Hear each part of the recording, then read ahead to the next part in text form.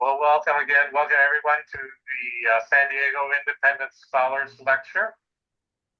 Today we're pleased to have Dr. Chris Niebauer. Thank you, Chris, for joining us, and sorry about all the technical problems. Chris's talk is titled No Self, No Problem: How Neuropsychology is Catching Up with Buddhism. Dr. Niebauer earned his PhD in cognitive neuropsychology at the University of Toledo, specializing in the differences between the left and right sides of the human brain. He's a former professor at Slippery Rock University in Pennsylvania, where he taught courses on consciousness, mindfulness, left and right brain differences, and artificial intelligence. His latest book has the same title as the talk: No Self, No Problem: How Neuropsychology is Catching Up with Buddhism. So we're looking forward to it, Chris. Thank you. Awesome. Thank you. It's great to be here. I'm going to actually, I don't usually do PowerPoints. I haven't done it since before COVID on a Zoom talk, but I kind of thought it might help with the organization. So I'm going to share the screen here and just,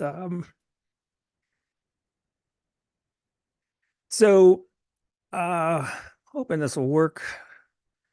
It's because I can't see everybody, but one of the things I really want to do is I don't want to just get into lecture mode. And so if you've got a question, something comes up, just jump in. I might see your hand. I know they've got the hand raising thing, but just jump in because I really don't want to lose anybody as we're talking. And I don't want to turn it into just me lecturing. So some of this stuff, depending on what your area is, it could seem pretty strange. And so, if it feels like it's a little out there and you need some clarification, just let me know, because we can always back up and go over something a little bit more in depth. And so it's a unique combination between neuroscience, and my PhD was in left-right brain differences, and the left-right brain differences were almost gone. They become pop psychology. They became too popular. Science really was not respecting anything that had to do with the left and right sides of the brain anymore, until three unique people came along and saved it. And so V.S. Ramachandran, if you're in San Diego, that he might sound familiar, Joe Bolte-Taylor, and Ian McGilchrist, really three people alone saved the left-right the brain interest in the left-right brain and the legitimacy of the left-right brain research. And so what I did, coming from a PhD in left-right brain differences, is use that as a foundation, but then connect it with Eastern philosophy.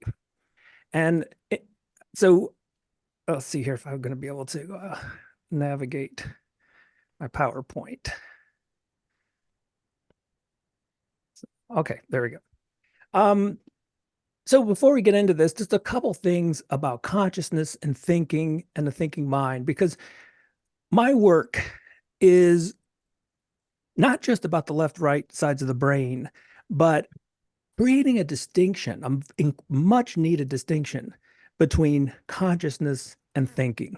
In fact, I would say that the biggest mistake going on these days in consciousness research, cognitive science, is confusing consciousness with thinking. And I'll give you an example of that in just a second. So what is consciousness? Well, I'm not going to even attempt to define it. In fact, you may have heard of the hard problem of consciousness. I call it the impossible problem, because when we define something, we're using a much more limited system of thinking, which I'll talk about in a second. But the good news is, as all of you know, what consciousness is.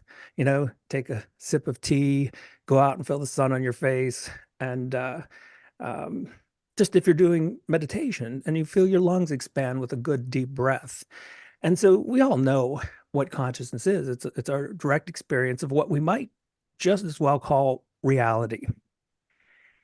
Okay, so how does this contrast? And I'm going to link that to the right brain a little later, but how does this contrast with thinking? And I'll put most of what I call thinking in the left side of the brain. So in 1967, we really started the beginning of the cognitive revolution with Neisser. And it was a definition of cognition, of thinking, that should have really, well, it did eventually change our perceptions. And the way Neisser defined thinking was, so I'm going to go slow with this because it's really important for the talk. Any sensory input, so conscious experiences, any sensory input that is transformed, reduced, elaborated, stored, and then recovered. Now, of course, that started the cognitive revolution because it was the first, maybe one of the first times humans had this insight that my thoughts are not reality.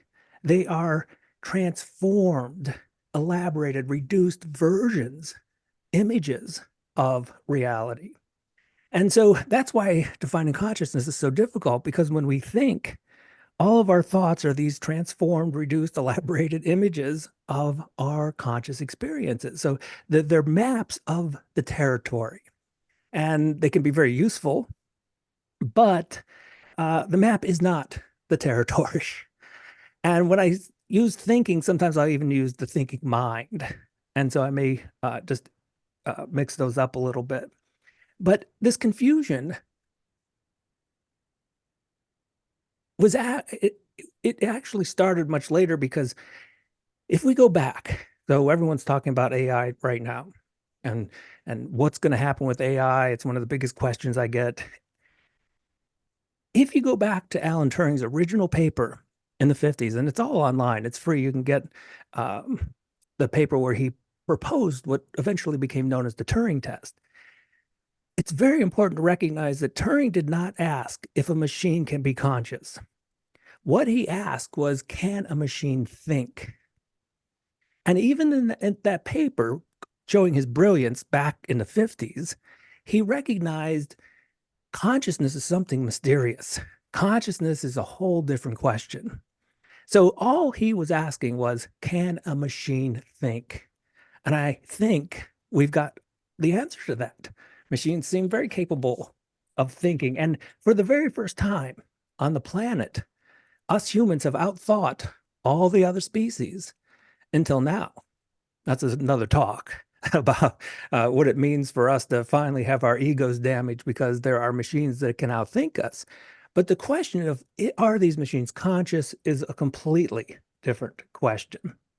And so, again, really, as an overview, I'll talk about the left and right sides of the brain, but what I'm really getting at here is to contrast the richness of conscious experiences with us thinking, which is a total different mode of experience. And in the end, show how limited thinking is, how thinking is not a very good path to go if we want to really enjoy life here, and that the true joy of our existence is to be found in the raw conscious experiences rather than being caught up in thinking. Okay. Again, any questions, just please feel free to jump in. So neuroscience and the self. So I'm going to focus on the self as a particular type of thought, but it's going to get a little bit more general than that. Chris, before you go on, Yeah. so the idea that, so consciousness, you're saying, is the direct experience of reality, but do we really experience it directly? I mean, any energy that comes into our body is transduced by sensors immediately, right? So we're not really experiencing the true energies. It's a I don't know, a transformation of. I totally get that. As a neuroscientist, that is the story we're told as neuroscientists, that I'm not seeing the world, that there are photons bouncing off objects, going through to the visual cortex. The visual cortex builds up a representation. That's what I'm actually seeing. To just be a little playful with this, I'm going to not I'm going to take that path as a neuroscientist and say, yeah, let's, but I'm going to also open up some other possibilities. Actually, going back to where we started, that actually that is reality. that you take your sip of tea in the morning, that's as close as we're ever going to get to reality. The only other thing we can work with are our thoughts about reality. And we could say, look, all the science, these are all thoughts about reality. And some of them are more useful than others, but they're all representations or what I call thoughts. I think of it as a shadow of consciousness. And so you can have your sip of tea in the morning, or you could think about having your sip of tea in the morning. And when you compare those two, you begin to experience for yourself the richness of our sensory experiences, the richness of what I would call the real world, and how all of our thoughts are poor imitations of that. But so that's a great question. I knew I'd get that. But I'm going to come back to that in the end, because I'm going to talk about a group of people who are so in the direct experience of reality and think so little that they are absolutely caught up in the joy of our existence. But that great question. Could have really gone off on that one. So the first thing is that human beings make things up. We make stories up. We confabulate. And we do this amazingly well. And if you're familiar, and a lot of you, again, have PhDs, and so some of this might be stuff you've heard quite a bit about, but the split brain patients are a great example of how we make things up. So in the split brain patients, the left and right sides of the brain are surgically severed, and they will send messages to the right brain, things like raise your hand to this patient. The patient complies, they raise their hand. The left brain's totally in the dark, but when you're talking to a split brain patient, most of the time language is in the left brain. So whatever the patient says to you is basically the left brain expressing itself. And so here's a patient, raises their hand because a message went to the right brain and said, raise your hand. So they complied. The left brain is completely in the dark. It has no clue. But when you ask the patient and you say, why is your left hand in the air? They make up a story. And it was always a convincing story. And it made sense because Gazzaniga, who worked with these patients, how he viewed the left brain is it's an interpreter. So it's trying to make sense of reality. And if it sees the hand up, it might make something up like, oh, my hand fell asleep, so I had to stretch. Or if the patient got up to get a drink because that was the command that was sent to the right brain, the patient would say, oh, my leg fell asleep, so I had to get up and walk around. And so these confabulations were wrong, and the patient totally believed them, but it's just the left brain doing what it does. It makes up a story that seems to be correct based on the evidence, but it is a confabulation, and it was wrong quite often. But there's another fascinating area here with the right brain stroke patients, and this is what V.S. Ramachandran had looked at. And so these are patients whose right brain has a massive stroke, so they are paralyzed on the left side because the two sides of the brain are cross-wired. So the right brain controls the left half of the body, left brain controls the right half. So if you have a stroke on the right side, you are paralyzed on the left. No movement. And the problem with this is, of course, the paralysis is one problem, but the right side is what Ramachandran called the devil's advocate. It's what I call it's the reality checker. And so if our left brain stories get too far out of line, the right brain steps in and brings it back to reality, or at least a closer version. And so with the right brain offline, the left brain was free to confabulate and make up one amazing story after the other. So if Rama would ask them something simple like, well, move your left hand. And they'd say, well, I would, but I don't feel like it. Or they'd say, oh, that paralyzed hand, that's my brother's hand. Or in one case, the most fascinating case was where the patient's hand is paralyzed, but the patient, their left brain made up a story that their left hand was actually so strong and powerful, it could lift a table right over their head if they wanted to, but they just don't feel like doing that. And so we've got two really interesting pieces of evidence that humans confabulate, and you probably didn't need me to, come to this talk to tell you that.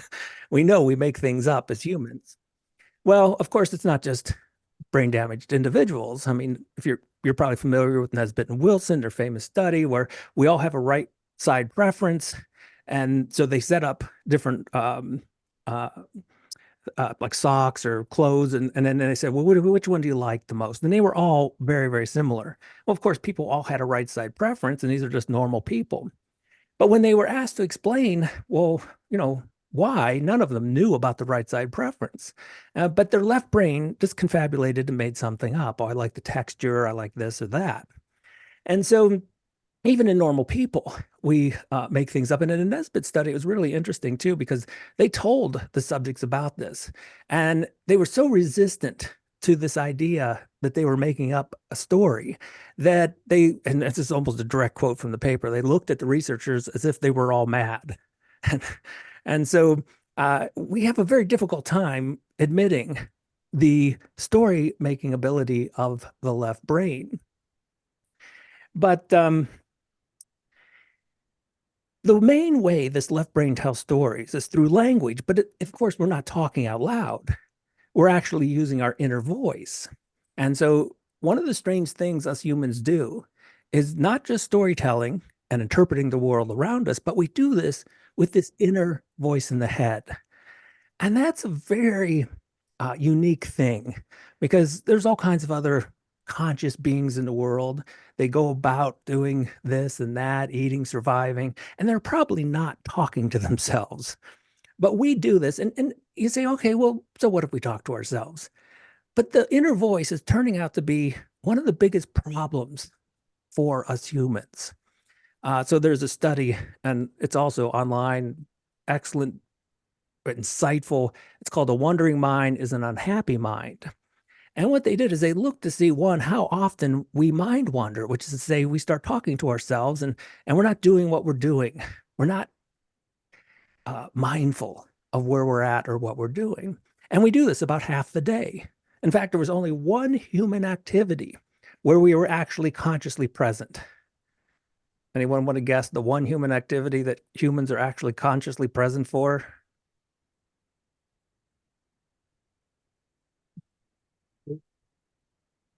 But sorry, I missed that.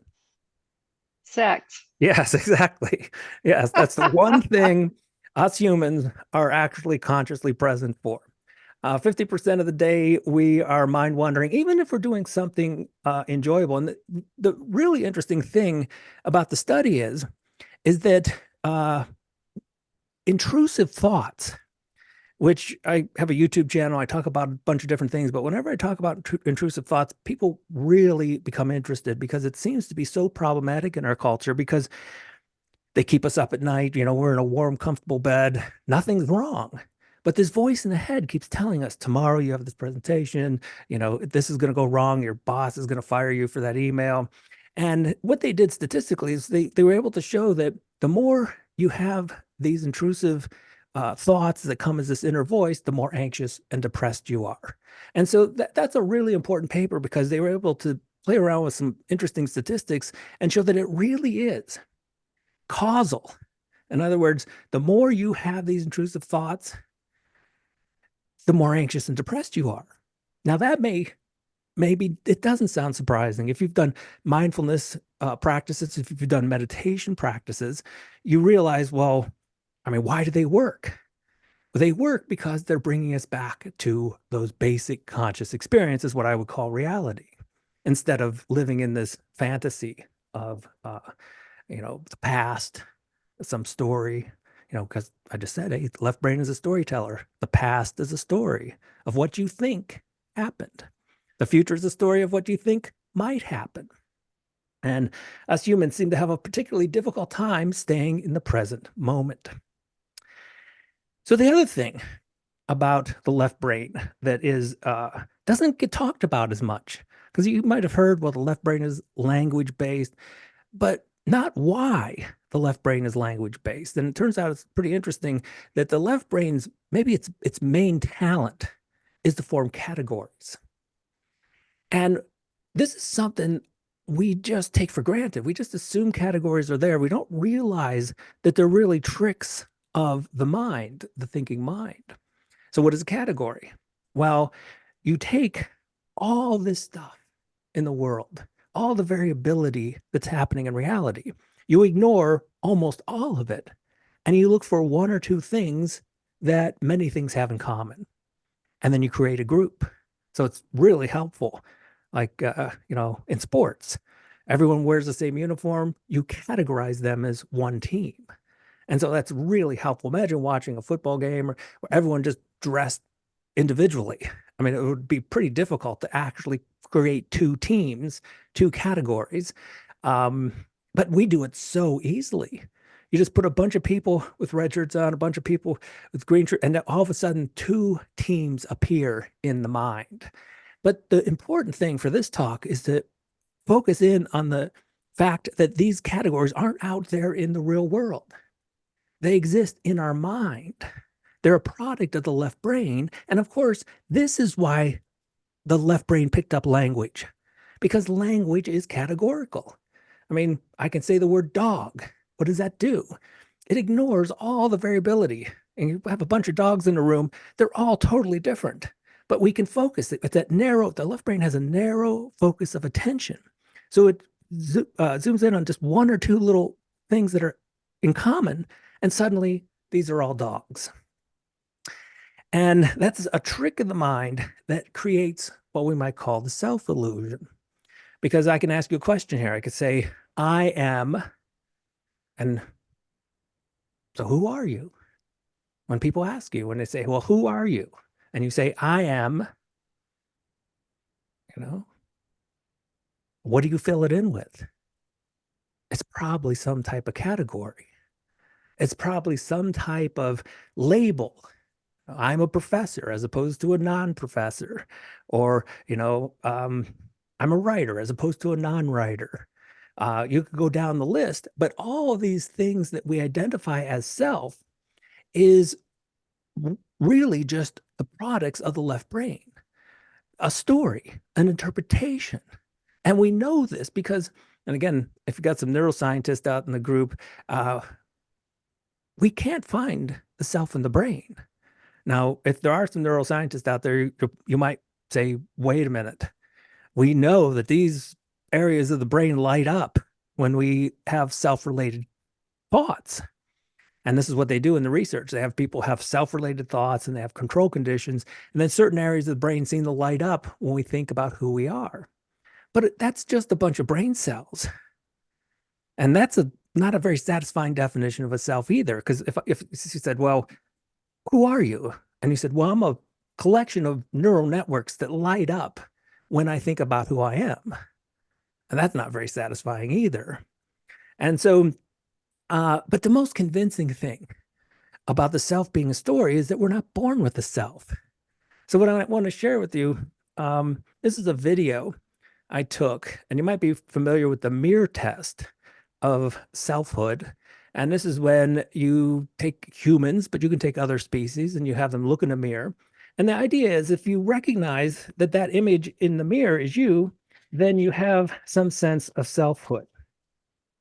And so I was lucky enough to catch this. So this is actually my son when he was, I think he was 12 months old. And he did this over and over again. So I was able to catch him doing this. And you could see he fails the test miserably. And so he has no self at this age.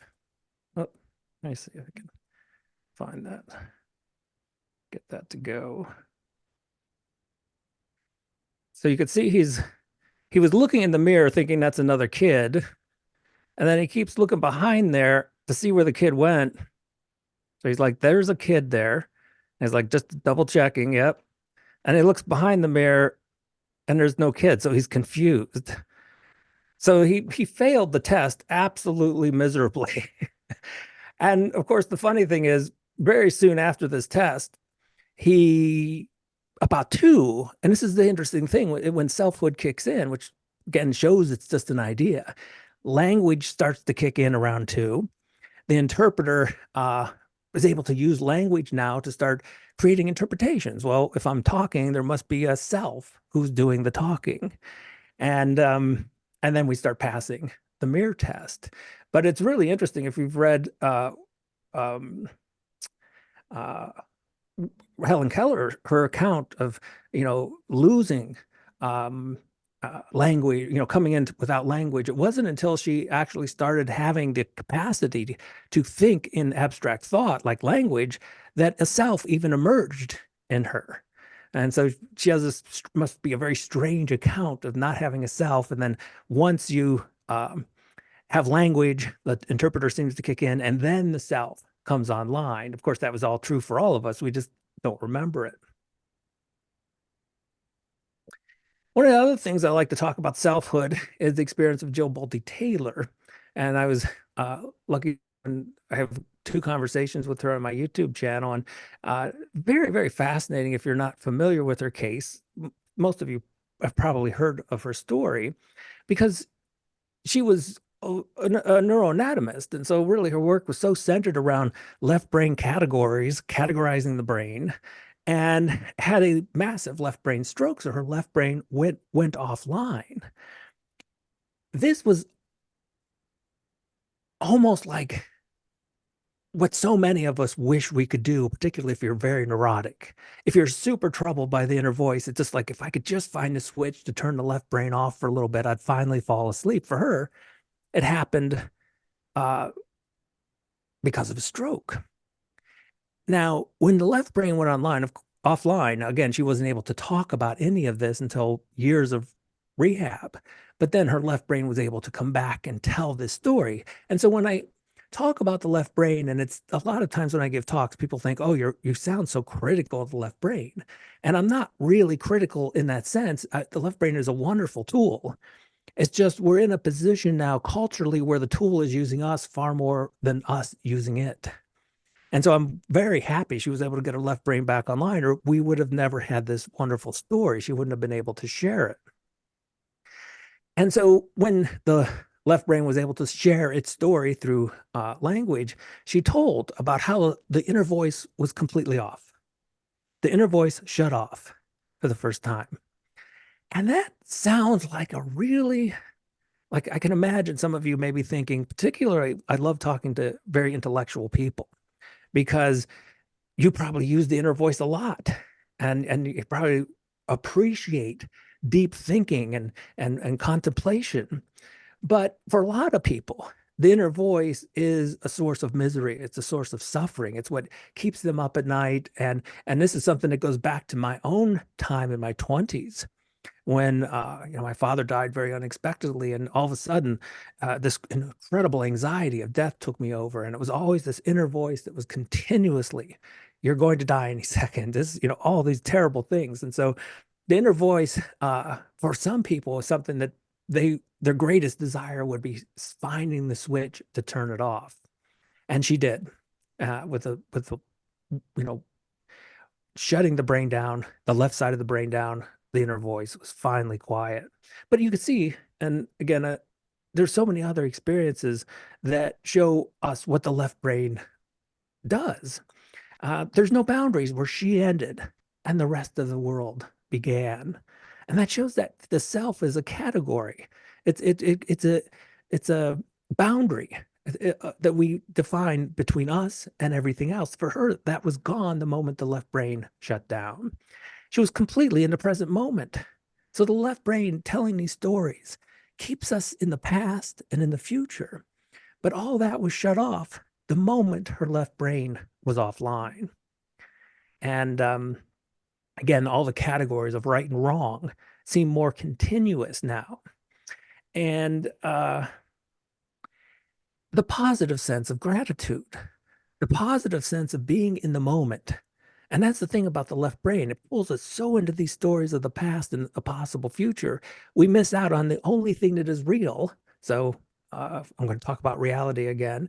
The real is this moment. And there's never anything else except this moment. The only thing that we fall prey to as modern humans, and I'm going to emphasize that, it's modern humans in particular cultures. We're taught this. We're taught to be obsessed with the past, to be mesmerized by the potential future. And we have to do mindfulness classes. We have to do meditation classes to bring us back to reality, this present moment. For her, that's what happened when the left brain turned off. And I love this, the right mind, now she's only using her right brain, and it was compassionate and eternally optimistic, what the Buddhists would have called nirvana. Now, her experience, you might say, well, that's just one person's experience. But the truth is, there have been other experiences, and you may have heard of the story of Gary Weber, who ran, multi-million-dollar companies. You did meditative practices for a while, and then his voice simply shut off. His inner voice simply went quiet, and he didn't do this through drugs or a stroke. It was another way, another path up the mountain. But his and what are you going to do when the left brain? Can you still run a company? And the fascinating thing about his story is how nothing changed. He had absolutely no problem running a company. And what I would predict, because we seem to live in an overthinking culture, and what I would predict is that if we want to find balance, because again, I'm not coming down too hard on the left brain, I just want to find balance. I think if we found balance, we'd discover that we only need to think maybe an hour or two a day. And in a very interesting way, the less we think, the more effective our thinking becomes. And so we'll come back to that because I think that's an important point.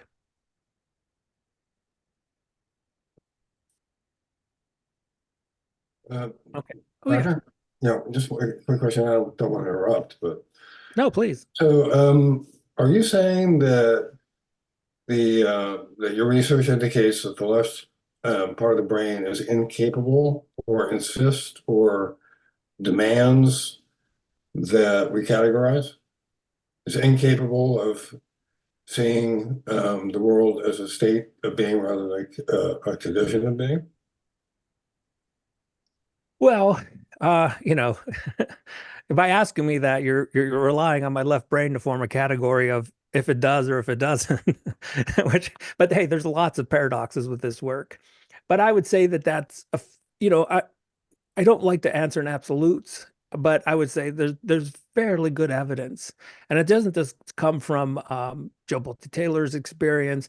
There's a whole line of research by Coslin where he was able to look to see how this happened in the 90s, and it was a spatial task, which was interesting because the right brain, most people recognize, well, that's the spatial part of the brain. It does the space around us. It gets us from point A to point B. And he came up with a very clever task that was a spatial task, but involved spatial categories. So you had to tell whether a dot was above or below a line. It was, to everyone's surprise, that the left brain, which is supposed to be spatially ignorant, it's not its talent, but if the spatial task was categorical, the left brain outperformed the right. And so I would guess, particularly when you combine that with how categorical language is, I would say the vast majority of what we consider categories, which really are thoughts themselves, come from the left brain. Right. Thank you, Doctor. But again, we can't get too extreme with that because then it becomes a little bit of left hemisphere comedy, right. Because which is fine. We'll get into Zen koans a little bit later. Yeah, great question though. Thanks. That's a very it's one of the things we don't pick up on, but we are so left brain because people say, Ian McGilchrist talks about this, and are we living in a left brain culture? And I think that's just undoubtedly true in the sense that we so effortlessly categorize. And this comes up so much in politics. And so we just so effortlessly, Democrats this, Republicans that. And the reality is that these are, thousands of individuals with uniqueness, and we collapse over all the uniqueness, and we just form this group. We say, well, you have this one thing in common, a political party. And that oversimplification creates kind of a cartoon-like version of reality, because the reality is far more complex. It's more interesting and unique. But that's the way the left brain works. The left brain likes what is known, what is familiar. It's not the type, it wants certainty. And the right brain is far more open to mystery. It's more open to the unknown. And that's why we like a surprise. And it's nice being, not knowing really what's going to happen in the next moment. So right now, my left brain would, love the rest of the talk to go predictably, but my right brain is like, let's mix it up a little bit. Let's have some weird and unexpected happen. And so, yeah, so that was interesting. So here I was in my 20s, pretty much a hopeless neurotic because I was suffering from intrusive thoughts to the point that an ordinary conversation was almost impossible because the inner voice would take all of that over. And I was getting a degree in psychology, and it was working. Psychology had some insights, very important, but it wasn't really completing the picture. And so I found myself, I don't remember the moment I started searching, and I found Alan Watts and opened up this amazing insights that, as a Westerner who studied psychology, I mean, it was missing from all the textbooks. And when I talk about Eastern philosophy, I'm just going to be very general here because, of course, I'm going to include Buddhism, but I'm also going to include some of the insights from Hinduism. And if you look through Nisargadatta, Ramana Maharshi, there's they discovered the mind way earlier than the Westerners did. But the fascinating thing to contrast this is that in the East, they didn't trust the mind. They didn't trust language. The mind was a good servant, but it was not a good master. And I'm just going to jump ahead here, and I just want to show you this one quote by Nisargadatta. The unspoken, well, I just finished in your world, nothing stays in mine, nothing changes. My world is real while yours is made of dreams. And what Nisargadatta is getting at in this quote is that when you are caught up in thought, you're living in a dream world. Thinking is not it. And the mind creates all of these thoughts. So there's a lack of trust in what the mind is doing, the maps of the territory that are made by the mind. And if you really want to get to actual reality, you get to the direct experience rather than obsessing about these thoughts that are mere imposters, representations of reality. And of course, the classic, I'm sure you're familiar with the Tao Te Ching, and it was absolutely known. Look, reality can't be spoken. The eternal Tao that is spoken is not the eternal Tao. But the funny part about all this is, of course, Lao Tzu went on to write it. It's like, look, all the stuff I'm saying isn't true in an absolute sense, but that's not going to stop me from using words. So in Zen Buddhism, you can use words without being fooled by them. But when I said we've lived in a left brain culture, consider how words have become realities. To use words right now, words get you fired. Words have become far more reality than reality itself. And so when I say we live in a left brain culture, I'm saying that we've got to find, well, we don't have to, we could go even further into the left brain world. But if we want to find joy and some peace and some balance, we're going to have to recognize words for what they are, not be fooled by them. As they say in Zen, a finger pointing to the moon is not the moon. And so this distrust of the interpretive mind and language, it's a suspicion. And when I started off, remember I talked about the right brain, and I may have mentioned it, maybe I skipped it, but the way Ramachandran looked at the right brain as a devil's advocate. When these stories get too out of line, the right brain jumps in and kind of does a reality check. And so when we get a little too lost in words and we stop recognizing words as symbols for what is real, the words can take on their own type of reality. And, it's a whole different discussion, but if you've ever played around or read some postmodernism, you've seen a great example of the left brain really going off on its own with, leaving the right brain behind altogether, where words become reality. They're the only reality. And that's a different talk, but I just thought I'd mention that. I don't know if we have any postmodernists out there. It's possible. So again, another assumption of Eastern philosophy is that the self is not what it appears to be. I've got a slide in a few seconds here, just give you a short version of Buddhism and how the self is an illusion. I mean, I talked about it from a neuropsychological viewpoint, but I'll fill you in a short version of how the Buddha concluded the same thing. And these categories in the mind, the absolutes of the left brain, in the East, they recognize that reality is far beyond these categories. And I think that's why they played around with Zen koan so much. Zen koan is something that it's a riddle that is really a paradox. So the classic, who are you, or what do you look like? Who were you before you were born? And the answers have to be very, very spontaneous rather than something that's intellectually thought out. And so, Alan Watts tells a funny story about someone studying Zen, and he knew the teacher was going to ask him this question about, well, who are you? And the student thought it'd be very clever, so he was walking on the way to his test, and he grabbed a really large frog and he put it under his kimono, and the teacher asked him, he said, well, who are you? And he pulled out the frog, thinking, well, this might really work. And the teacher was like, too intellectual. So it was just the way we get to be, getting back to that spontaneity, because in some ways the East used our intellectual abilities, but they were not obsessed by them. And I think in modern culture, reality is going to be a little bit it's going to be our path to finding joy again. As we're so caught up in thinking, and here's the real irony of all of it in our culture: we're so caught up into thinking that we think we'll be able to think our way out of it.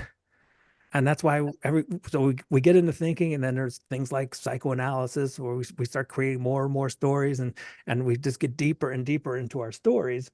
And that may explain, because if you look at the rates of depression and anxiety over the last, 20, 30 years, it's not like a slow line going up. It's a very steep incline. So let me give you a short version here, the Buddha's insights, because I did, call the book No Self, No Problem, and how neuroscience is catching up to Buddhism. And the catching up is because, again, we, as neuroscientists, we're relying on things like, well, humans tell stories, and the self is just a very interesting story. Can't seem to find the self in the brain. But the Buddha really came to this conclusion 2,500 years ago, just through a couple insights, questioning, using the devil's advocate, using the right brain to question if what we think about the self is actually on mark or not. And so two really simple things came to mind. If there really is a self the way we think of it, it should have some stability to it. But the mere focus of consciousness on the self shows nothing of the sort. The self is continuously changing, and which actually is a good thing. It's very freeing to think that you don't have to be who you were 5 minutes ago. But the self as a story, it seems to, this is the illusory part of it. It seems like my 10-year-old self, there's something stable from when I was 10 to when I'm 57. And the truth is, there's no stability there at all. There's nothing I share with my 10-year-old self. Every decision we would make, everything that entertains us, it's all gone completely. But you don't have to look across a lifespan. The self can change very, very quickly, and it's always changing very quickly. And so there's nothing stable to the self at all. And maybe the more important thing touches on the free will issue, that if there was a self, we would have some kind of control over the self and control over our thoughts. In fact, the worst part about the voice in the head is the very fact that we have no control over it. And so if we were the voice in the head, we always say, well, I'm talking to myself. We should ask, am I the one listening or am I the one talking? Because if we were the one talking, well, we should be able to be quiet. And so I just want to do a real simple thing here, just to show you that we really have no control over the voice in the head. And boy, the world would be a different place if we did. Consider for a moment if we did have the ability to turn the voice off, like these exceptional people. You would never, there'd be no such thing as worry. And I'll tell you, there is a culture out there that they don't even have a word for worry. So it does exist. But we wouldn't have depression. We wouldn't have anxiety. Because if a depressing thought came, we would just turn it off. So the very fact that we don't have control over these thought processes shows that there is no self or pilot steering the boat. And so in a simple exercise here, I'm just going to say some numbers. And all I want you to do is not complete the pattern.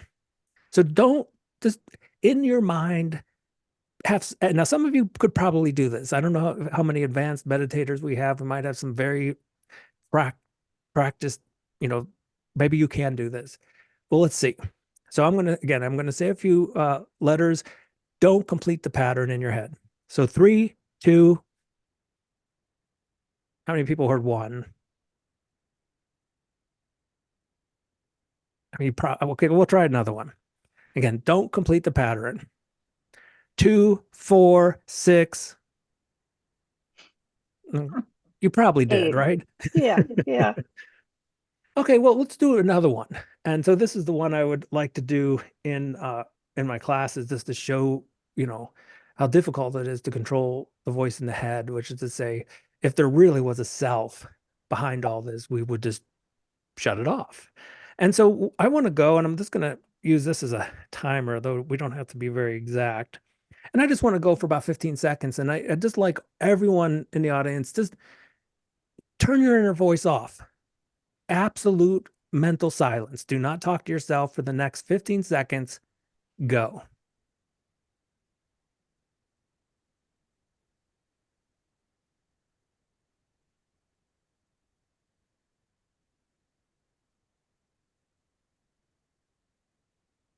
Anyone successful? Kind Okay. of. Yeah. Okay. Yeah, And some, pretty much, but that's probably an indicator of what my brain not working. The only And- way I could do it was looking at the light behind my eyelids with my eyes closed. So it was a visual to shut my voice off. that's very interesting because Yeah. some Yeah. of it, we become clever enough that we know what I call distraction therapy. It's a trick. Yeah.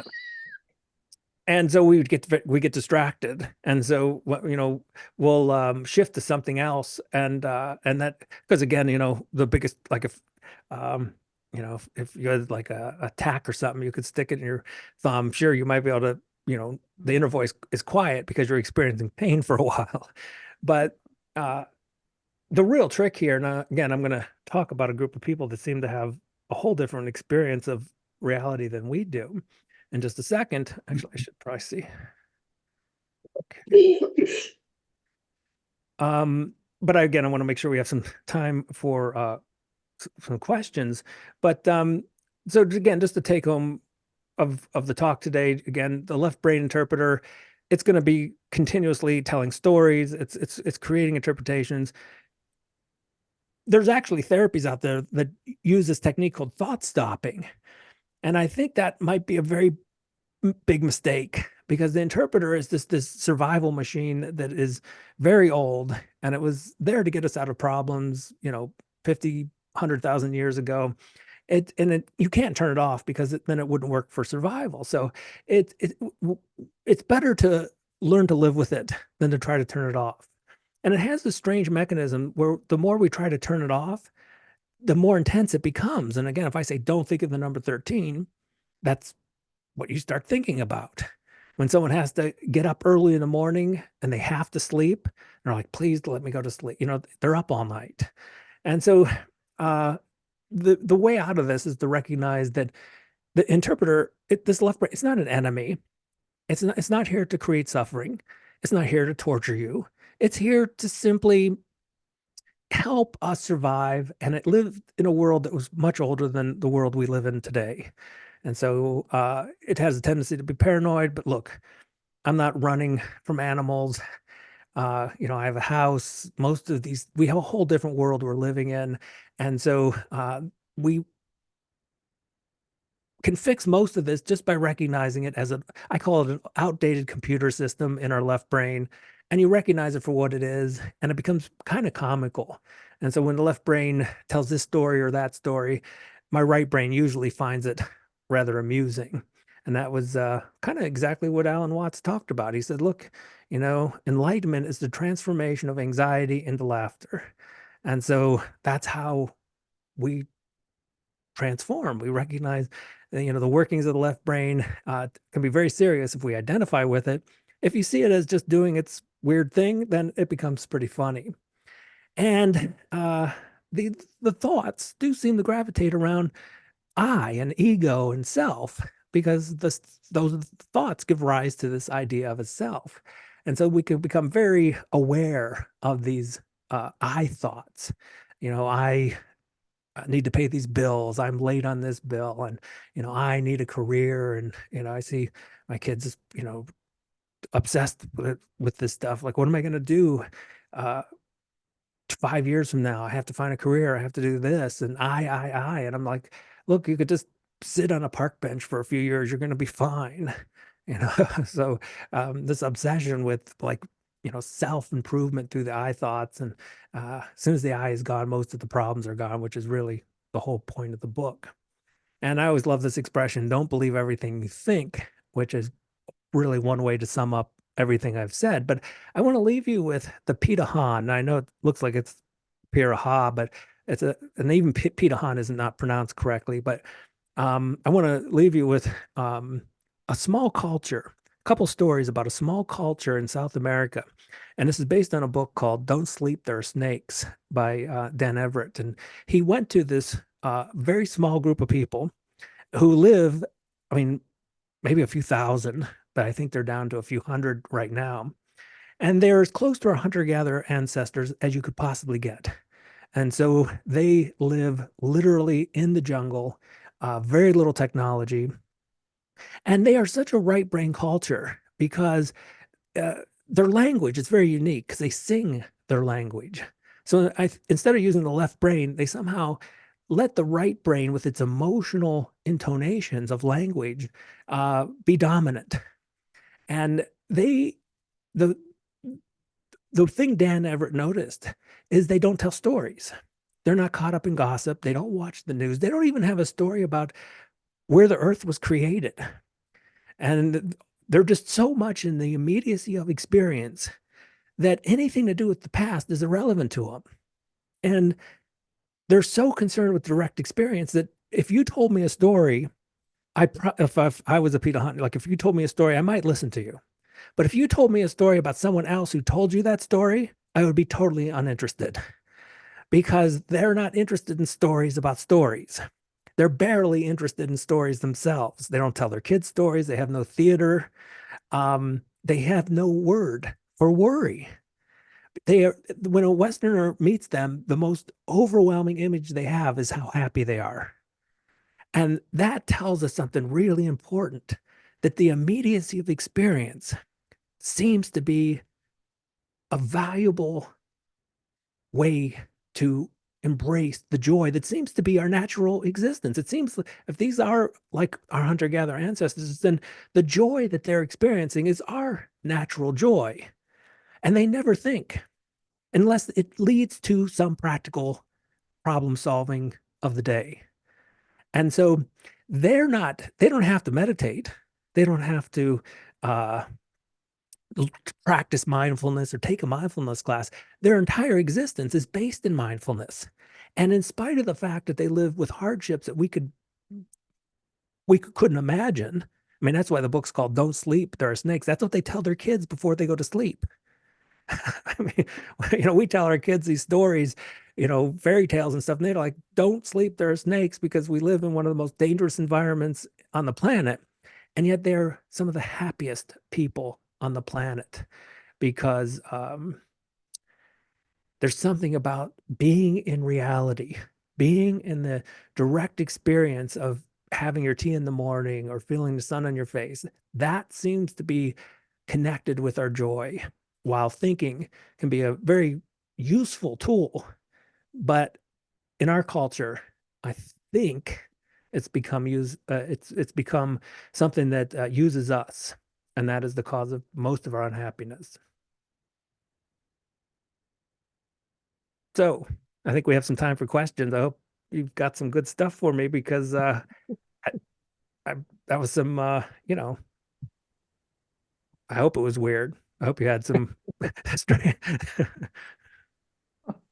Yeah, well, thank you, Chris. Yeah, I think we have questions. So let's start with Alvin. Yeah.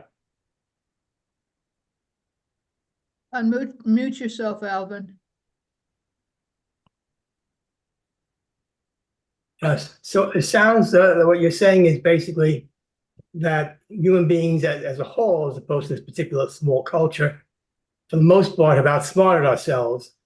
But basically, we wouldn't have had the rise of Western or maybe even Eastern civilization if we lived in the right side of our brain, as you're describing it, because it's this thought process and all of this worrying that led to all the technology we have, the underlying science, and finally the technology, including psychology and all the things it understands. We wouldn't have the medicines we have. We wouldn't have any of that stuff. So the question really is that a fair trade-off? Because we don't have to wake up and worry at night when we go to sleep that the snakes will be there. Although in a sense we do, of course, because of the technology. But basically that fear has gone away. We succeeded in dominating everything. Ultimately, one can ask the question whether that's worth anything. But for a lot of people, that's the most exciting thing about life, is the expanded knowledge, the awareness of so much of what's out there, even if it is being expressed through a storyteller in our brain. Yeah, I think that you put it very nicely. Like, we traded technology for happiness. What was it worth the deal? And the Pitahan are very interesting because the West has tried to seduce them with our technology. And one of my favorite parts, one of the Pitahan said, because they had the fishing hook, and it was really a clever piece of technology. And one of the Pitahan said, "You almost make me want that."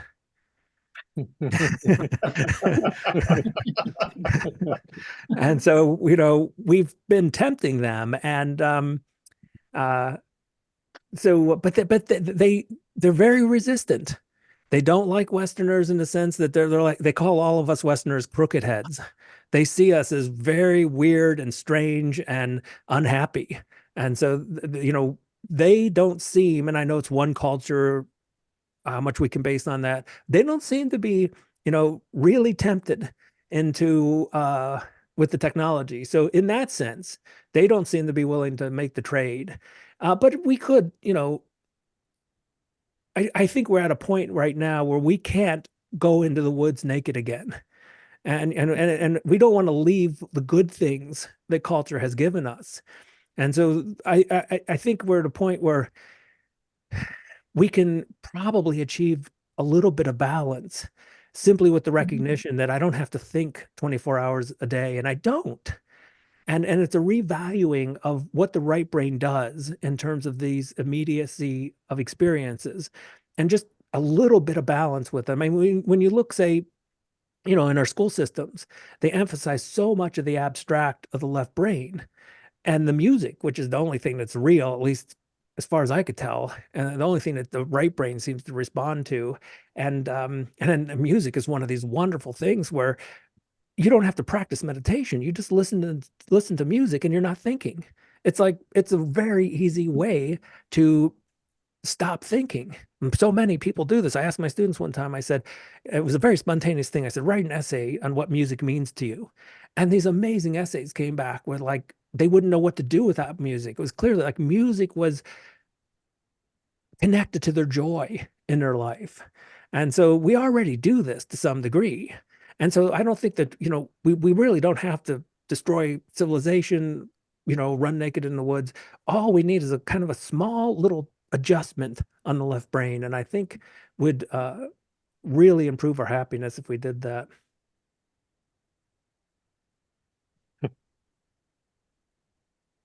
Yeah, I think at the risk of putting words in Alvin's mouth, which is a big risk, I don't think he's referring only to technology. I think he's saying shouldn't we glory in the fact that we've learned to conceptualize and that those concepts are limited, restricted, they're wrong often.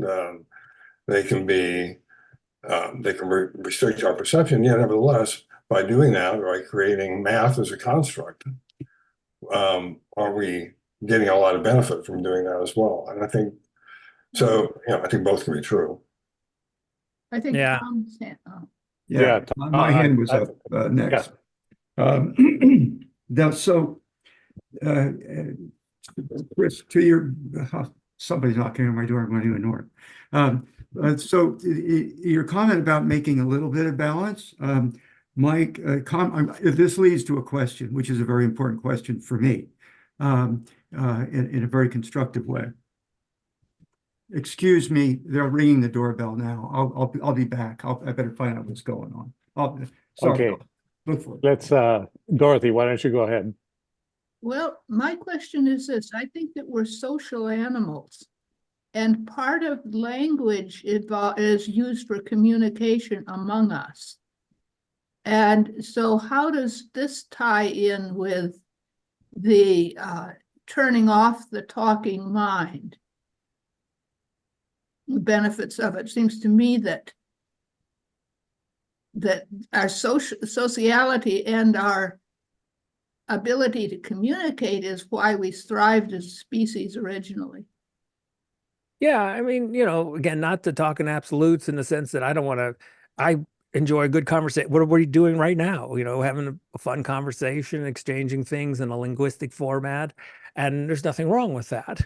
And humans certainly do connect. I mean, that's one of the language was really the first Wi-Fi. I mean, it was the first way we were able to take what's in our minds and carry it across space into someone else's mind. And so, in so many ways, that was a blessing and a talent. But again, when we really converse, it seems to go so much deeper than just the overt language. And we are social beings, but what we find is feelings. So it was the neuroscientist, I'm drawing a blank on his name, but he made a very important point that feelings were on this planet 600 million years before we started thinking. And when we really communicate with each other, we're actually using a lot more feelings. So when we talk about empathy, that's so much more feeling based than thinking based. And I think when we have a really good conversation with someone, we sometimes attribute it to the linguistic part. But I think a lot of the felt warmth and the connectedness that we felt was felt instead of thought about. Good point. I think he comes back.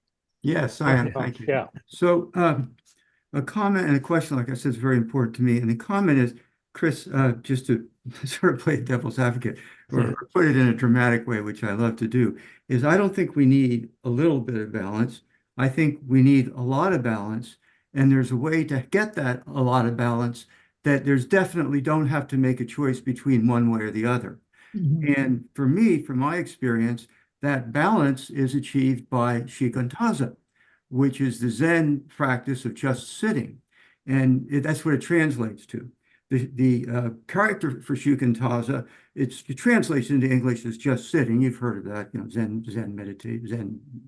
Anyway, but the way what happens with that is the actual character for just sitting is very strong. It's just, it just is very strong. So it interprets absolutely nothing but exactly just sitting. And when one just sits in this way, the body settles out. The nervous system isn't used to it. It can sort of get very upset about it at first because it's so unused to just sitting for a period, extended period of time, not incredibly extended, but just doing it on a regular basis. And when the body settles out, the mind follows it, which is the language thinking mind. And when that's where my question is going, Chris. And and when that happens, you get into this state, like you call it reality. As Jamie Jaime points out, of course, it isn't reality. It's a sensory bias state. Right? We get to our senses. That's what you get when the language thinking mind settles out of our consciousness. It becomes a very sensory bias state, and the bad things don't happen there when the language thinking mind is running everything for you.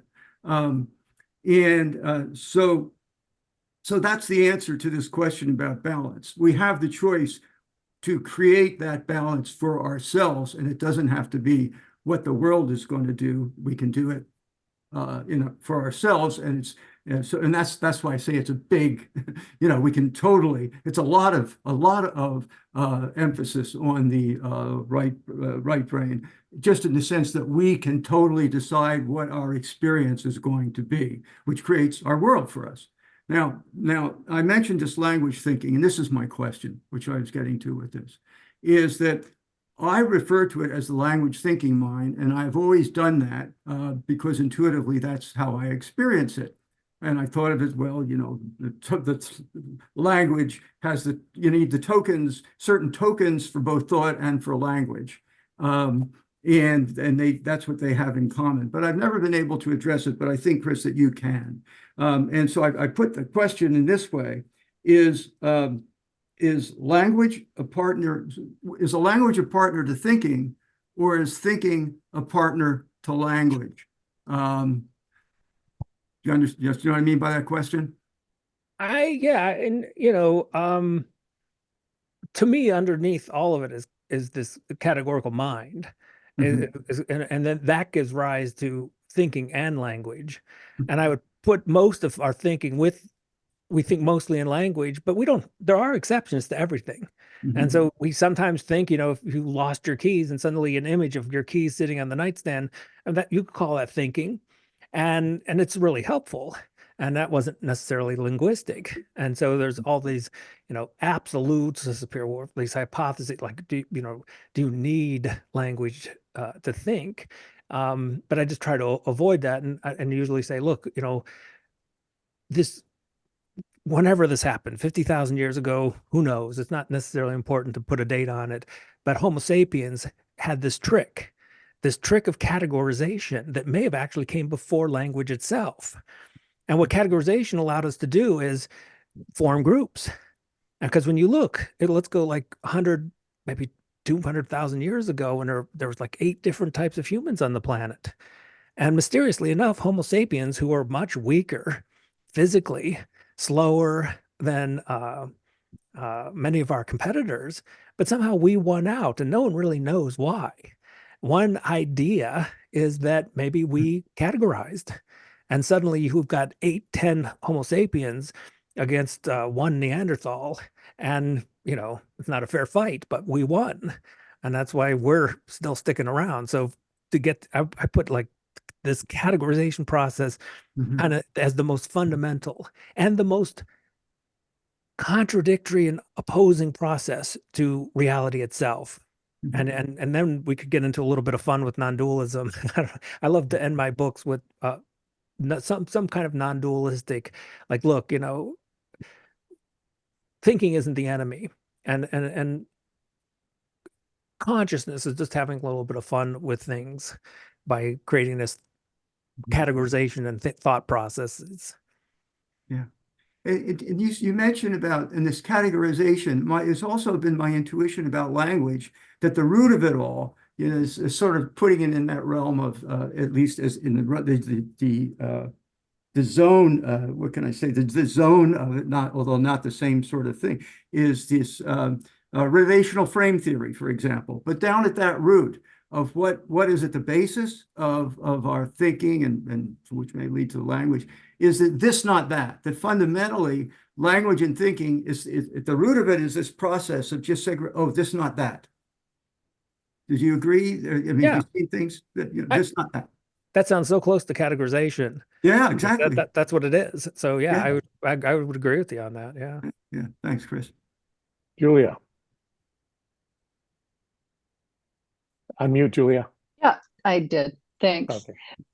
So it was really interesting to me to see a video of your son and tie in the language, development of language being so tied into left brain categorization, etc.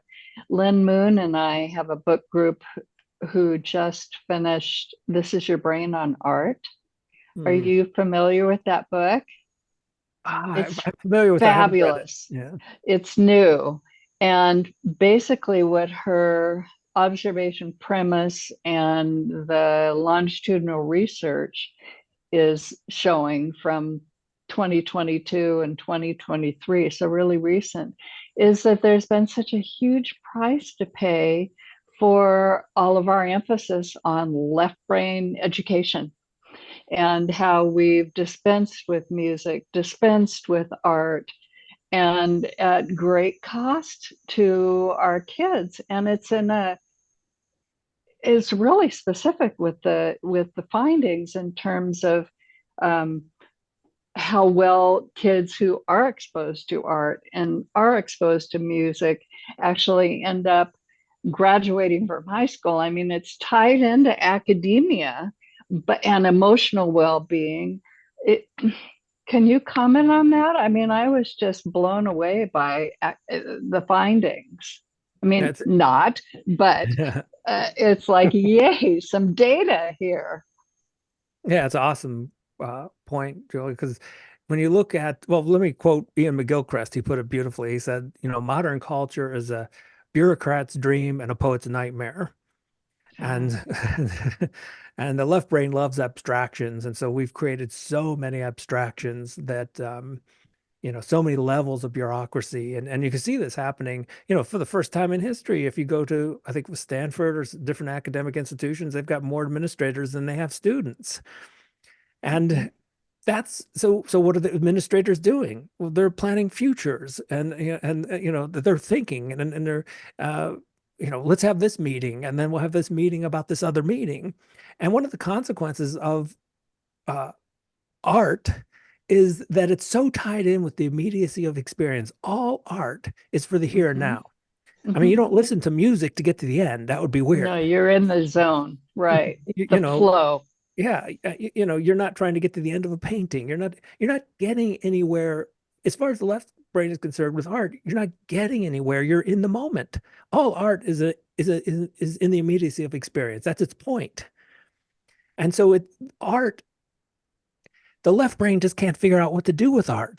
And so what it wants to do is it wants to make it practical.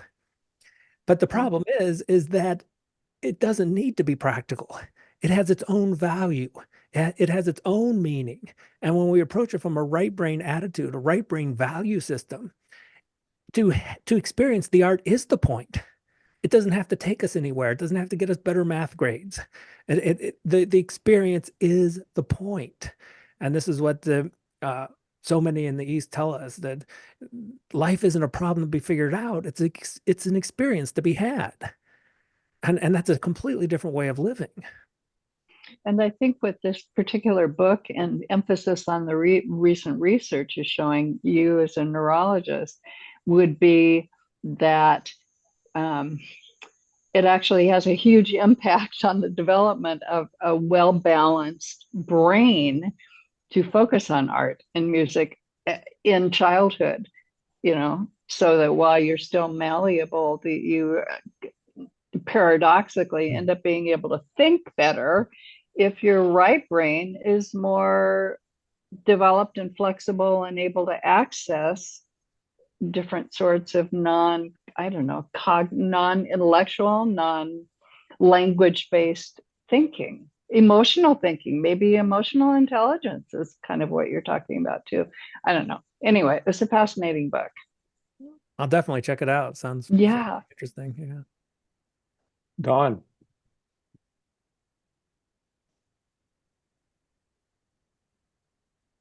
Don.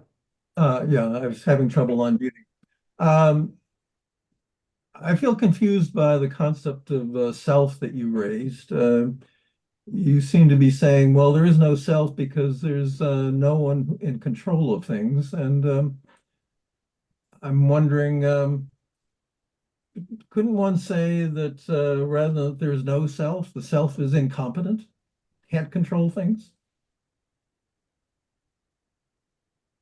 Well, yeah, I mean, that could be one way you could put it. You could say, look, the self can't, it wants to, but there's nothing of substance there to do it in the first place. And so these mechanisms, well, it's interesting to put it in the way of incompetence because that does so ring true of the left brain interpreter because it's so often wrong. And when we take a look at all the thinking errors, I think neuroscience has categorized like 300 errors in thinking. And so the phrase incompetence does seem to ring true about the system that gives rise to the self. But I think, I don't know, it seems like you're maybe asking a different question. I'm not sure I got it. Well, I'm just confused by the concept of self and why one would say it doesn't exist. Yeah. I mean, it's one of the most intuitive things. It like right now, it feels like there's a me here, and it feels like my experience is somewhere behind the eyes, between the ears, and somehow, like right now, I seem to have control over my hand. It seems like I'm controlling my speech. But that's all the intuitive things about the self that just simply turned out to be not so on track. And so human beings, we make lots of mistakes, and the buying into a self, it's like we're so good at pattern perception. The left brain is so good at seeing patterns, and we can't even look out at the night sky without seeing all kinds of warriors and animals, and so that interpreter simply cannot resist the interpretation that there must be a self behind the thoughts. There must be an experiencer of the experiences. But all that is just another thought. And so it's not, so one way we could put it, it's not necessarily that the self doesn't exist. It just doesn't exist as the way we think it does. We think of it as something tangible and solid, but all the self is more like, it's more like music. It's more like it's like a song. That's like you're not a self as in you're a self as a noun. You are a self as in a verb. You self. And so you might play it like right now I'm playing a self. There's a self that's coming on pretending like I know something. And that self, goes on for a while. And then, after that, I'll play another game of the self. And so when we say that the self doesn't exist, it's more accurately, it doesn't exist the way we think it does. And that actually is better news than what we might imagine. If the self is just a verb, verbs are very interesting things. Verbs don't necessarily grow old. Verbs can be reenacted in the future. I mean, if you had a brain that could, create a certain self, and it resembled the self I'm experiencing right now, maybe I could, come to life in some future brain that had a particular wiring. So there's a certain immortality. Like we want the self to be immortal, but that's that solid kind of thing, self. But there's a certain immortality with the self if it's a verb, if it's just a process, if it's just a thought, a doing. Okay. Great. Bernadette, you're next. Could unmute, please. Okay, I think I did. Okay. Okay. Yeah, I have a kind of an unformed question, but it's on the topic of art, and I guess two questions, and I guess choose to go the path you go in. But one would be do you know of any schools, like graduate schools of art, that teach it with consciousness or meditation, or would you I mean, it's pretty hard for an instructor to teach students to experience and to learn how to create work from an experiential point of view when theory is really postmodern theory, and they have to always, I think they're kind of pushed towards describing theories or something, but I don't know of any programs that don't do that nowadays. And the other thing that happens is that the kids get out and then they, the thing about surviving. But the other part too is that you were saying if an artist did their artwork for 5 years and were, full blast, which is like sitting on a park bench for 5 years, I guess I don't think they would survive. Well, Financially survive, maybe. Yeah, that left brain keeps us, on that, not just a hedonic treadmill, but it also keeps us on that, the money. It's always practical about money, and it's always trying to, invest and could create some future of security. And the funny thing is about money and the world we live in, none of it's real. None of it, like, we don't own things. I love talking about ownership. It's this amazing left brain creation of an abstraction that has no tangible reality to it. And how do you own anything? I'm in this house, and I could show paperwork that says I own it, but that's just paperwork. There's no real tangible way in which any human being owns anything. But we've created this amazing left brain world of money and ownership, and I need this type of car, I need this, and I think that's not a very conducive culture to art. Art has to get out of the. When I talk to people about art, I always, instead of focusing on the art, I focus on turning down thinking. And there's that wonderful quote from Einstein where he says, "Look, I have 99 thoughts, they go nowhere. Then I swim in silence, and then the answers come to me." And when you talk about a creative person, Einstein was an artist with physics. It's still just unbelievable, some of these insights about the nature of physical reality. He was just completely dead on with time and space. And how did he get it? He didn't get it from, thinking obviously played an important role, but the big insights didn't come from thinking. The big insights came when he was as he put it, swimming in silence. That's where all art comes from.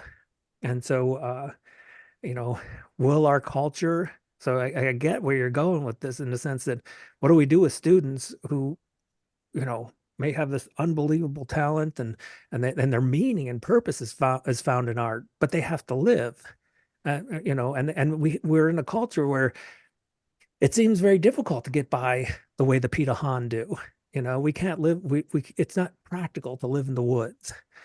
And so I think somehow our culture is going to have to find our way back to the meaning. Because when we talk about, remember Nietzsche said, anyone who has a why can deal with any how. If we have a why, if we have a purpose, but that's all right brain.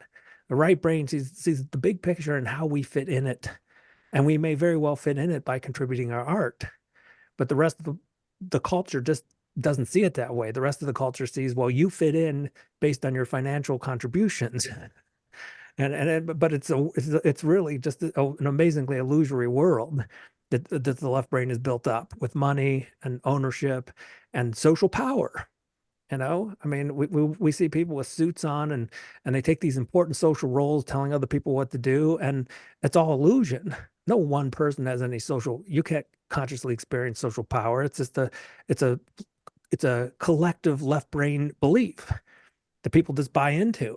And they say, well, this person's very successful. So, a while back, should we take a small step, or maybe we need a much bigger step to bring balance back? And sometimes, maybe we do need a bigger step to clear out some of these left brain illusions so we can get back to finding the meaning and purpose of our life. Because in the end, I'd rather be a poor artist than someone unbelievably wealthy, seduced by the illusions of the left brain.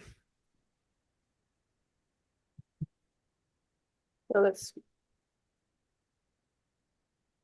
Am I next? Hey, Dave, yeah. Okay, I'd just like to share two observations that I find rather amusing. First of all, I think that a sense of humor probably is an emotion that is primarily a right brain activity, laughter. Would you agree? Absolutely. And that's why we've lost our sense of humor. Well, here's something odd. I'm looking at a calendar for this week. And did you know that Tuesday is National Laugh Day? So somebody made a category and said Tuesday is going to be different than all the other days of the year. It's going to be National Laugh Day. And I just find that kind of amusing. Yeah, it The is. other thing has to do, the other thing has to do with music. You were saying that the experience listening to music puts you in a more direct touch with reality. You can just experience it, be it. But then the left brain has to get in there and overlay a tune with lyrics, which tell us a story, which in some ways maybe defeats the purpose of the music in the first place. Again, I find that rather interesting. That's all. No, that's two great points. Thank you. And I love this idea that we have put aside a special day of the week, which is again another illusion because time is continuous. That the left brain is broken into days of the week, and I would often start a lecture with like, I mean, you don't really believe it's Saturday today, do you? I mean, but it's a useful illusion because we were all able to share the same delusional idea that Saturday exists, but here we are. We all met up on the same, so it's a useful illusion. But again, to bureaucratize it and make it like, let's have a National Laughing Day is probably the most unfunniest thing we could possibly do to it. I had another point on the second thing what you're saying. Was it about music and yeah. tunes and lyrics? Yeah, and so I think it's in Australia, and it's a group of stroke patients, and when people have left brain strokes, of course, they can't talk anymore, or it's severely impaired. And so what most therapists would do is push language, or like, come on, let's just start over again, and we'll teach you how to speak. And then they discovered actually the right brain sings. And so they started this choir, and the choir was all left brain stroke patients. They couldn't speak at all, but collectively they can actually sing.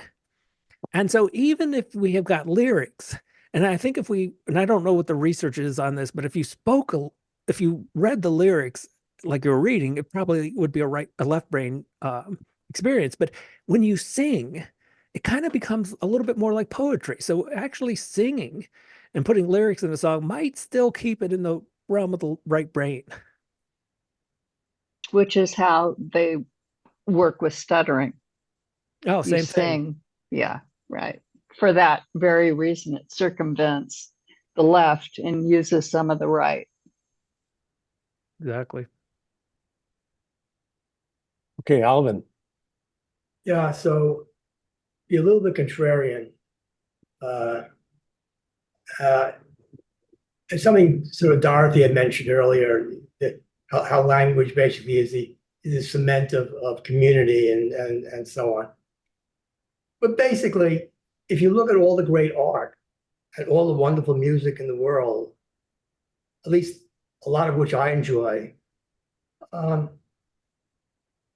where was it created?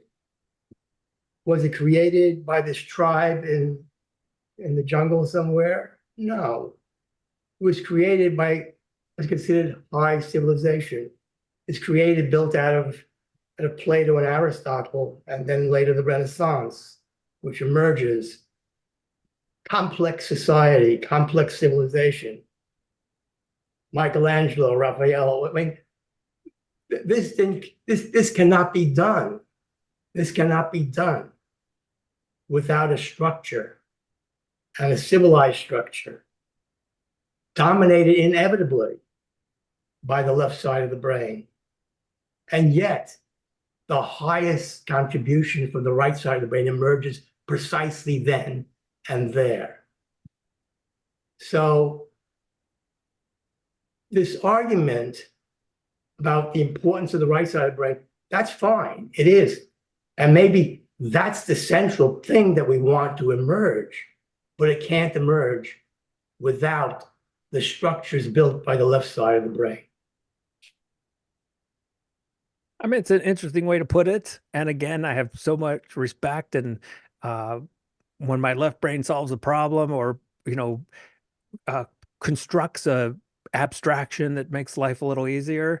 And we could also look at Western civilization as being the outcome of all these left brain talents, and then the right brain emerging with something even more magical as a result of all that. And so I agree with you. Again, it's not this thing that I want to, I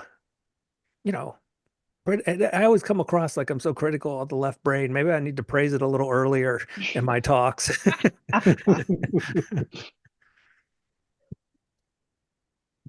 Okay, Tom.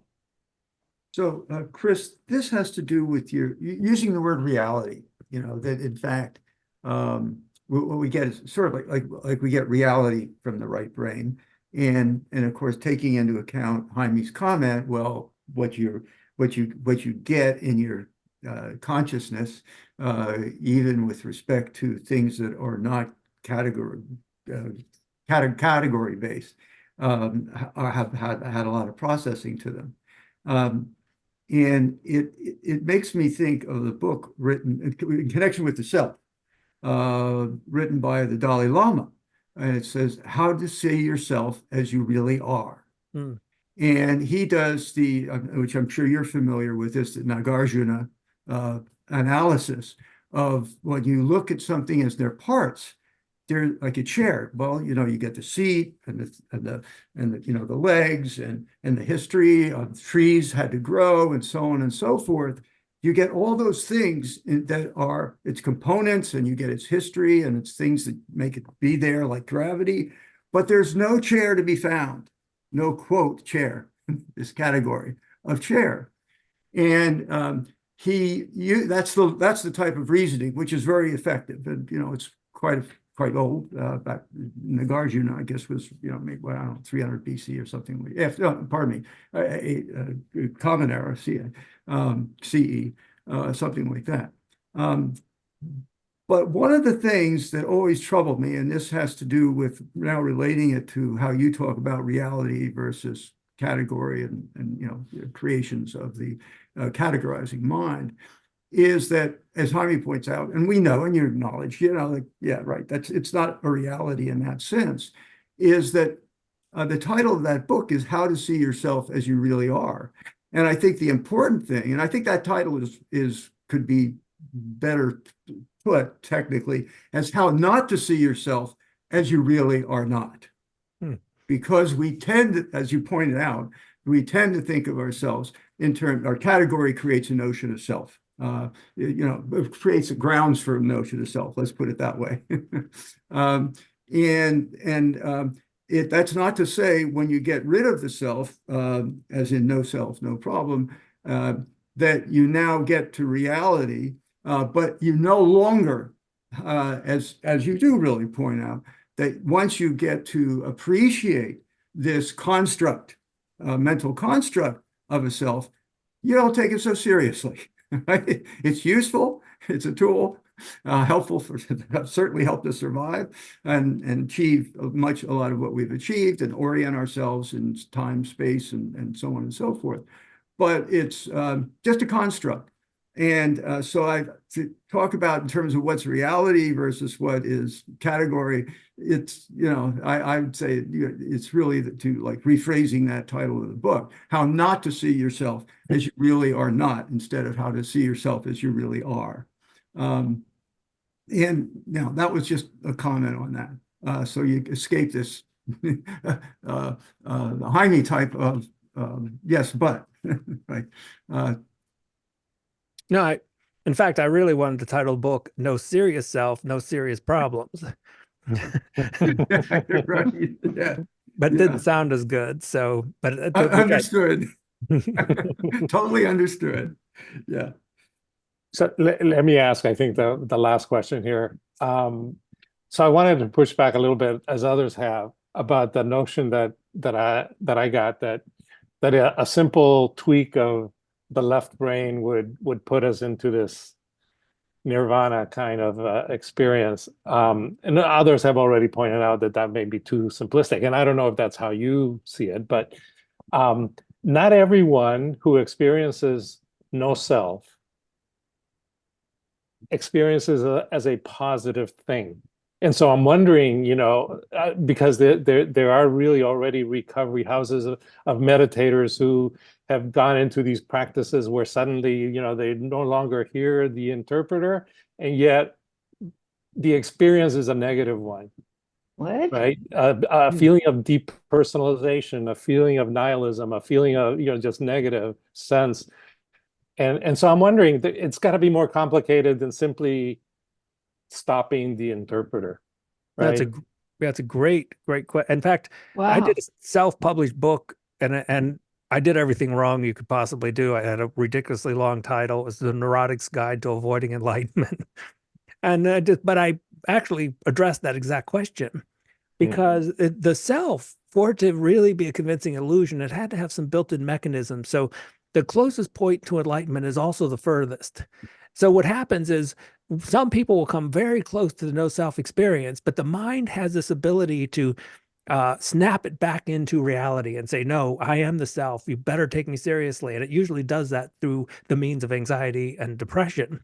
And so it gets us back into buying into a self by creating lots and lots of anxiety, which some people have. They call it the bad trip with psychedelics. And so psychedelics get you, you might get really close, but then the mind has this, in the same way that I said, like, don't think of the number 13, then the mind only thinks of the number 13. The mind has this very interesting ability to oppose and redirect. And you do find that throughout the body and the nervous system. We've got all kinds of complementary systems with sympathetic, parasympathetic. We've got the rods and cones for different types, night and day. And so, it's all creating this balance of homeostasis.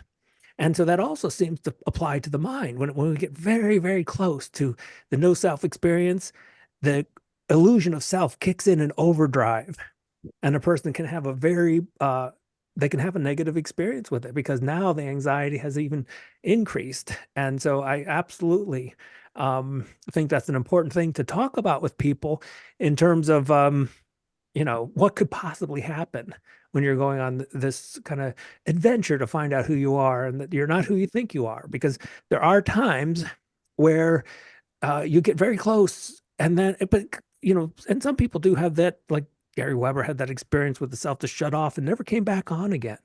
But I think for a lot of us, it's more like, I think Seinfeld talked about it as knocking over a Coke machine. You have to kind of push it a few times and get it to, go back and forth before it falls over. And so I think some of us, we come close to the experience, but then the self tries to reassert itself. The illusion comes back in full force.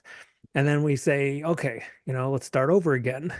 And I think you find that with a lot of spiritual teachers, and people often are surprised of the humanity of spiritual teachers. They're not the kind of people who just, this idea of like, well, your enlightenment, you'll never get angry again. You've achieved some kind of spiritual plane that nothing's ever going to bother you again.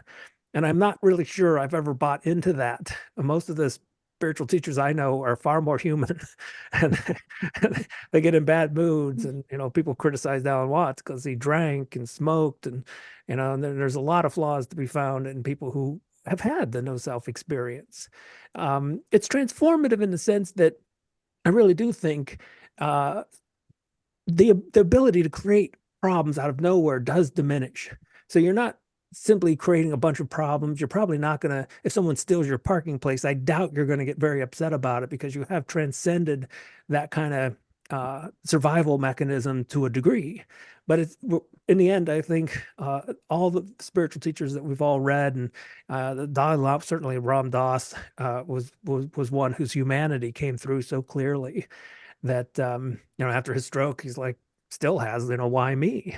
And still had that experience. And so, yeah, I mean, I was going off a little bit more than just the question, but I do think there are a lot of, it's a process, and, you take small steps, and stop creating your own. I think the first thing that would really help us as a society is to just stop creating our own problems. And if we got that far, we don't necessarily need to be enlightened. Just, you know, as Alan Watts said, you know, just get out of your mind and, you know, wake up to your senses just once a day. Maybe that would take us a long way. Yeah, my sense is that one of the reasons why the brain reacts the way it does is because there's something fundamental about what the left hemisphere is doing. And yes, it's building up stories and doing all that, but something at a very fundamental level is what people call fast thinking. Kahneman talked about this, that it's absolutely essential for survival to do fast thinking, to take a lot of information and very rapidly determine how to make a decision. This is what the left hemisphere is doing. This is what the interpreter is doing. It's helping you survive by dealing with all this information. It has to do it in a very fast way. That's the essential thing, right? And that's why we can't get rid of it. You know? Yeah, exactly. Yeah, it's reflexive, and it's not something we can turn off, because if we could, we would, and then we wouldn't be here talking today because our ancestors would have never made it. And why bother trying to turn it off? This is I'm sorry about this, but this is really important, because when you get into mindfulness, you begin to notice, you just notice, oh, this is just one more thing, like a thought coming out of my mind, the sense of self. And to your original, your concept of the title, it's something you just don't take so seriously. It's just like a thought, and mindfulness will do that. So these people crash and burn because they're trying to eradicate the sense of self. What you do is you have an altered relationship to it, in the sense of just not realizing, oh, this is one more thing coming out of my mind. And you really get to know that. And I did. No big deal. No, I agree with you, Tom, completely. You know, it's not who you are. So, and Nisargadatta said this so many times, it's not who you are, so why worry about it? Yeah. Let it have its fun. You know, we have this expression, we say, I am depressed. Well, that's a very dangerous thing to say, because, you know, maybe there's just depressed thoughts happening. You know, let them happen. They're not very powerful if you don't identify with them. Yeah. I think we need to stop here. We could go on forever, I think. Yeah, been It's a a fun fascinating talk. topic. But anyway, thank you, Chris. Let's all give Chris a hand. Thank you. Thank you. Thank you. No, That was thank very, you. very interesting. And this talk will be was recorded, and it will be posted on the San Diego Independent Scholars website, Awesome. on its YouTube site. So you can check on the San Diego Independent Scholars website, which is SDScholars .org. Awesome. Yeah. Thank you. And Dorothy. or you can send you can put in the chat your your email address, and I'll send it to you either way. Great. Thank you. Thanks, everybody. Thanks. Well, thank Okay. you all very Take much. care. Thank you. Very Bye. good. Thank you. Bye-bye. Bye. Thank you, Chris.